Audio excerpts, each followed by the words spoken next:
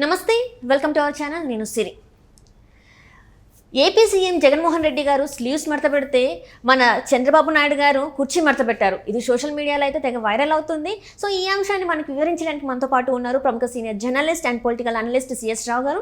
నమస్కారం సార్. నమస్తే శ్రీ. సార్, ఇప్పుడు చూస్తున్నట్టయితే మామూలుగానే ఒక సాంగ్, సినిమాలో ఒక సాంగ్ చాలా ఫేమస్ అయింది. అదే తరహాలో ఇప్పుడు ఏంటంటే అక్కడ ఏపీలో చూసుకున్నట్టయితే జగన్మోహన్ రెడ్డి గారు స్లీవ్స్ మడత పెట్టడం అండ్ మన చంద్రబాబు నాయుడు గారు కుర్చీ మడత పెట్టడం. సో అసలు ఇది ఎలా చూడాలి సార్?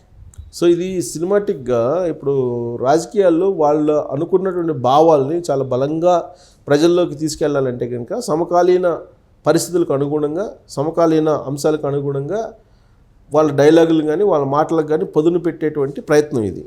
సో దీంట్లో యూత్ని అట్రాక్ట్ చేసేందుకు జగన్మోహన్ రెడ్డి ఏం చేశారంటే నిన్న గుంటూరు జిల్లాకి వెళ్ళి వాలంటీర్లతో సమావేశం అయ్యి ఆ సందర్భంగా ఆయన మాట్లాడుతూ ఇప్పటి వరకు ఒక ఎత్తు 4.5 సంవత్సరాలు, ఇక రాబోయేటువంటి 2 నెలలు చాలా ఇంపార్టెంట్. మీరు స్లీవ్స్ మడత పెట్టండి, స్లీవ్స్ ఇలా చూపిస్తూ ఆయన స్లీవ్స్ మడత పెట్టి మీరు ఇక్కడ ముందుకు దూకండి అని చెప్పి వాలంటీర్లకి ఆయన ఇచ్చినటువంటి దిశానిర్దేశం.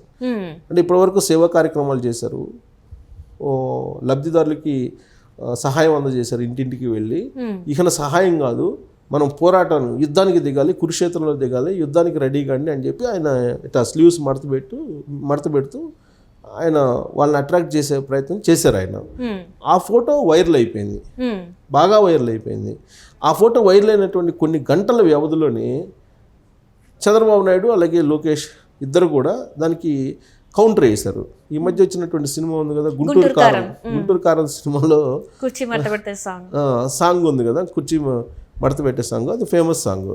సో దానికి ఈ స్లీవ్స్ మడచబెట్టేదానికి నువ్వు స్లీవ్స్ మడత పెట్టి యుద్ధానికి రెడీ కావటం కాదు, నీ కుర్చీని మడత పెడతానని చెప్పేసి నీకు ఆ యాంగిల్లో నీ కుర్చీ మడత పెడతాము, మడత పెట్టడానికి సిద్ధంగా ఉన్నారు ప్రజలు అని చెప్పి ఈ డైలాగులతోటి అలరించారు చంద్రబాబు నాయుడు అలాగే లోకేష్ కూడా. యాక్చువల్గా ఉండవల్లిలో ఆయన ఇంట్లో నిన్నంతా చాలామంది వైఎస్ఆర్ కాంగ్రెస్ పార్టీ వాళ్ళు సంబంధించినటువంటి వాళ్ళు చంద్రబాబు నాయుడు దగ్గరికి వచ్చి కండువా కప్పుకున్నారు, తెలుగుదేశం పార్టీలో చేరారు. ఆ సందర్భంగా మహిళలు కూడా పెద్ద ఎత్తున మహిళలు వచ్చారు. అలాగే వైఎస్ఆర్ కాంగ్రెస్ పార్టీకి సంబంధించినటువంటి ద్వితీయ శ్రేణి నాయకులు, నియోజకవర్గ స్థాయి లీడర్లు వాళ్ళందరూ కూడా రావడం జరిగింది. వాళ్ళందరినీ తెలుగుదేశం పార్టీలో చేర్చుకున్న తర్వాత అది కూడా నెల్లూరు జిల్లా కోవూరు నుంచి చాలామంది వచ్చారు నిన్న ఉండవల్లికి. ఆ సందర్భంగా ఆయన మాట్లాడుతూ ఈ మాట అన్నారు, నువ్వు స్లీవ్స్ మడత పెట్టి యుద్ధం చేయటం, రాబోయే ఎన్నికల్లో యుద్ధానికి రెడీ కావమని చదువుతున్నావు, స్లీవ్స్ మడత పెడితే ఏం కాదు, నీ కుర్చీనే మడత పెడతారు పబ్లిక్ అని చెప్తే ఇప్పుడు ఆ స్లీవ్స్ మడత పెట్టేదానికన్నా కూడా ఈ కుర్చీ మడత పెట్టే డైలాగు ఏదైతే ఉందో చంద్రబాబు నాయుడు వాడారో లేదా లోకేష్ ఇద్దరు వాడారో అవి వైరల్ అవుతున్నాయి సోషల్ మీడియాలో. అంటే కుర్చీ మడత పెడతారు, సీఎం కుర్చీని దిగిపోతావు, సీఎంగా ఉండే అవకాశం లేదు అనేటువంటి యాంగిల్లో ఈయన మాట్లాడారు. సో ఎంత కూడా సమకాలీన రాజకీయాల్లో యూత్ని ఆకట్టుకునేటువంటి ప్రయత్నం. ఇటీవల కాలంలో వైఎస్ఆర్ కాంగ్రెస్ పార్టీ ఏం చేసింది, ఆడుదాం ఆంధ్ర అని ఒక కార్యక్రమం పెట్టింది. ఆడుదాం ఆంధ్ర అనే కార్యక్రమం పెట్టి యూత్ నందరిని కూడా అట్రాక్ట్ చేసేటువంటి ప్రయత్నం చేసింది. ఆ బాధ్యతను కూడా వాలంటీర్లకు అప్పచెప్పడం జరిగింది. ఒక యాప్ని క్రియేట్ చేసి ప్రతి నియోజకవర్గంలో దాదాపు 3 లక్షలు తగ్గకుండా యూత్ని అట్రాక్ట్ చేయాలనేటువంటి ఒక టార్గెట్ పెట్టారు. దానికి బ్రాండ్ అంబాసిడర్లుగా రోజాని అలాగే బైరెడ్డి సిద్ధార్థరెడ్డిని వీళ్ళని పెట్టారు. ఆ తర్వాత ఈ ఆడుదాం ఆంధ్ర సంబంధించి రాయుడు క్రికెటర్ ఉన్నారు కదా, ఆయన కూడా ఇన్వాల్వ్ చేయాలని చెప్పి ఆయన బ్రాండ్ అంబాసిడర్గా ప్రకటించింది వైఎస్ఆర్ కాంగ్రెస్ పార్టీ. ఆయన వచ్చి వారం రోజులు తిరగకుండానే ఒక బ్యాట్ ఇరిగిపోయింది. ఆ బ్యాట్ ఇరిగిపోవడంతో ఆయన కూడా పార్టీ నుంచి వెళ్ళిపోయారు. వారం రోజులకి ఆయన పార్టీ నుంచి వెళ్ళిపోయి ఆయన జనసేన పార్టీలో చేరడం జరిగింది. సో ఇవన్నీ కూడా కొంత ప్రజలకు చేరువ కాలేదు అనేటువంటి అభిప్రాయం జగన్మోహన్ రెడ్డిలో ఉంది.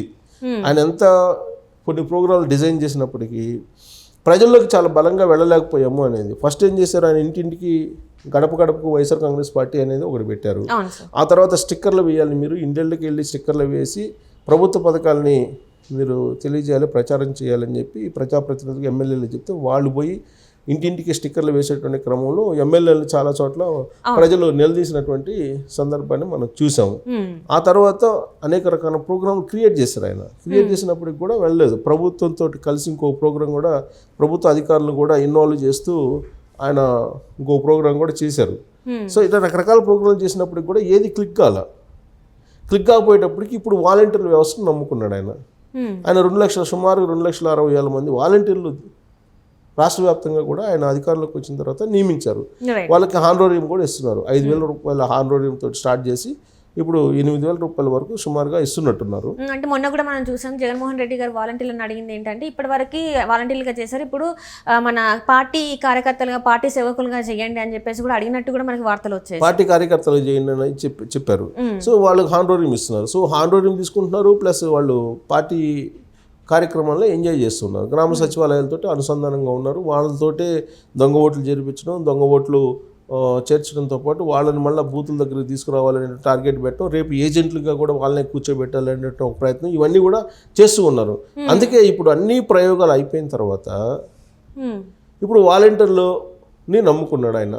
వాలంటీర్లే మీరే నాకు సైన్యం, మీరే నన్ను గెలిపించాలనేటువంటి ఒక దిశానిర్దేశం, ఒక అభ్యర్థన చేస్తూ మీరు స్లీవ్స్ మడతేసి యుద్ధానికి సిద్ధంగా రేపు ఏజెంట్లుగా ఉండాలన్నా లేదంటే ఓటర్లని పోలింగ్ బూత్ దగ్గరికి తీసుకొచ్చి వైఎస్ఆర్ కాంగ్రెస్ పార్టీకి వేయించాలన్నా మీరే అని చెప్పి ఒక ఆయన కార్యక్రమాన్ని గుంటూరులో పెట్టి కొన్ని ప్రోత్సాహాలు ఇచ్చారు నిన్న. విశిష్ట అవార్డులు, అలా లీడర్షిప్ అవార్డులు ఇలా ఇవ్వడం జరిగింది. ప్రతి నియోజకవర్గంలో కొంతమందిని ఎంపిక చేసి బాగా ఇన్వాల్వ్ అయ్యి చేసినటువంటి వాళ్ళని, పార్టీకి బాగా కట్టుబడి చేసినటువంటి వాళ్ళని, ఇలాంటి వాళ్ళన్నింటినీ గుర్తించి 10,000 నుంచి దాదాపు 50,000 వరకు అవార్డులు ఇవ్వడం జరిగింది. నగదును కూడా ఇవ్వడం జరిగింది. సో అలా రాష్ట్ర వ్యాప్తంగా కూడా వాలంటీర్లని ప్రోత్సహిస్తూ వాళ్ళకి నగదు బహుమతి ఇస్తూ వాళ్ళని ఎంకరేజ్ చేస్తూ స్లీవ్స్ మడతేయండి అని చెప్పి వాళ్ళకి చెప్పడం జరిగింది. దానికి కౌంటర్గా లోకేష్ ఆల్రెడీ శంకారావంలో ఉన్నారు. శంకారావు సభలు నిర్వహిస్తూ ఉన్నారు లోకేష్. ఆయన యువగళ సందర్భంగా దాదాపు 100 కాన్స్టిట్యున్సీల్లో యువగళం నిర్వహించారు. మిగిలినటువంటి కాన్స్టిట్యున్సీలు కొన్ని ఉత్తరాంధ్రలో మిగిలిపోయాయి. Because Chandrababu Naidu Rajahmundry central jail రిమాండ్కి వెళ్ళటం, ఆ తర్వాత కోర్టుకు సంబంధించినటువంటి కేసులు కానీ, పార్టీకి సంబంధించినటువంటి రివ్యూ మీటింగ్లు కానీ, వీటన్నిటిని కూడా బిజీ అయిపోయినటువంటి క్రమంలో ఆయన యోగాలానికి అనుకున్న విధంగా మొత్తం 175 నియోజకవర్గాల్లో వెళ్ళలేకపోయారు.